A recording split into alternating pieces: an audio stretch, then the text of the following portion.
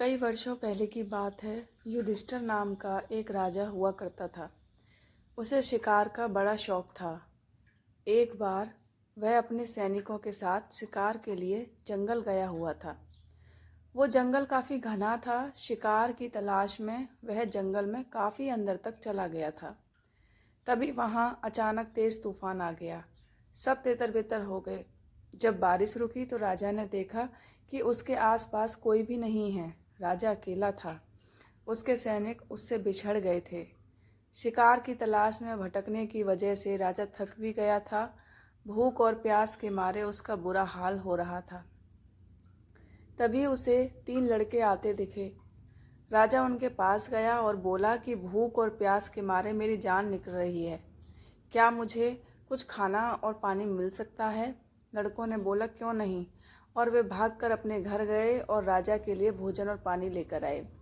खाना खाने के बाद राजा बहुत खुश हुआ और उसने उन लड़कों को बताया कि वह फतेहगढ़ का राजा है और तीनों ने जो उसकी मदद की उससे वह बहुत खुश है।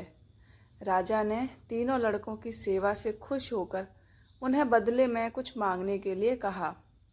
इस पर पहले लड़के ने राजा से ढेर सारा धन मांगा ताकि वह आराम से अपना जीवन व्यतीत कर सके। इसके बाद दूसरे लड़के ने घोड़ा और बंगले की मांग की, लेकिन तीसरे लड़के ने राजा से धन दौलत की जगह ज्ञान मांगा। उसने बोला, राजा मैं पढ़ना चाहता हूँ। राजा राजी हो गया।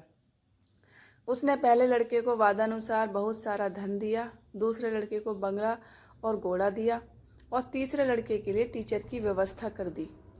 बहुत दिन बीतने के बाद एक दिन अचानक राजा को जंगल वाली घटना याद आई, तो उसने उन तीनों लड़कों से मिलना चाहा।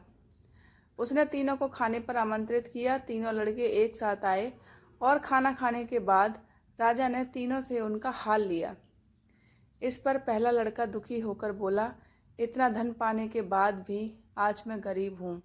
राजा जी, आपने जितना धन दिया था अब वह खत्म हो चुका है, मेरे पास कुछ नहीं बचा।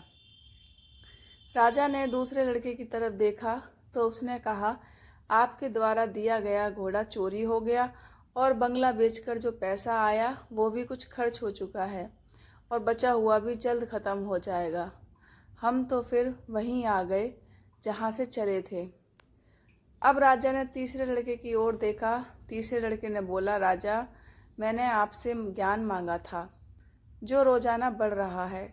इसी का नतीजा है कि मैं आज आपके दरबार में मंत्री हूँ।